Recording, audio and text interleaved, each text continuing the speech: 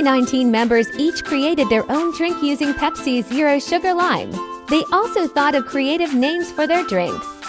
Here's the fun video posted by Pepsi on TikTok. Hello everyone, we are SB19! Yes, and today magiging adventurous tayo to create our own drinks gamit ang Pepsi Zero Sugar Lime. Oh, ito ang tawag dito, Ka-Pepsi. Uy! Magaling ako mag-mix eh. Yan. Nakatry na ba kayo na may kape? Ako kasi usually, pag uminom ako ng kape, kape lang. Pero tingnan natin. Lasang chocolate! Chocolate. Masarap, in fairness. Pick my cherry. Pineapple juice. Ay, iba na yung kulay niya. Talagang nag-ibang anyo. Cherry! Yan! Parang iced tea, ano? Sarap siya. Hindi, pero masarap nga. Pineapple. Sarap siya, in fairness. We gonna... Coconut juice. Yogurtin mo ako. Kaya ko mag-yogurt para maiba. Pero bago na lagyan ng Pepsi, kailangan nyo haluin yan. Para madurog yung parang- ano natin, cherry natin. parang- Kukuha tayo ng sauce. Mamalapot Tapos yan, no? lalagyan natin. Pepsi.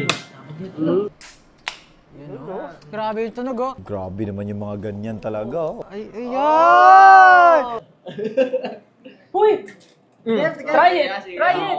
Try it! Sige! Si assistant, Oo pwede nga. ma-scam nito ni ano. Sarap!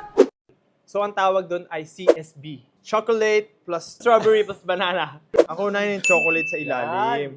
Para make sure na sisimutin nila yung drink. Banana milk. Strawberry milk. Pepsi na. Yan. Naging foam! Ang Tapos, galing! yan yung tinatawag na. It's called science. Tapos ganito nyo kakainin. Science. May kalasa siya. Isa pang pangalan. Okay. Wala sa bubble gum. Alam nyo, yung paggawa na yan, natutunan ko sa school. Spep! Yan. This is my favorite because you can never go wrong with chocolate. Kape? Banana milk. Wala pang gumamit ng coconut. Wala pa. Ay, grabe. Siyempre, pag nuno yan, marepa. Konti lang. Karap! Ganito nga yung mga lasa ng mga binibenta. So guys, try nyo din ang Pepsi Zero Sugar Lime hacks na ito.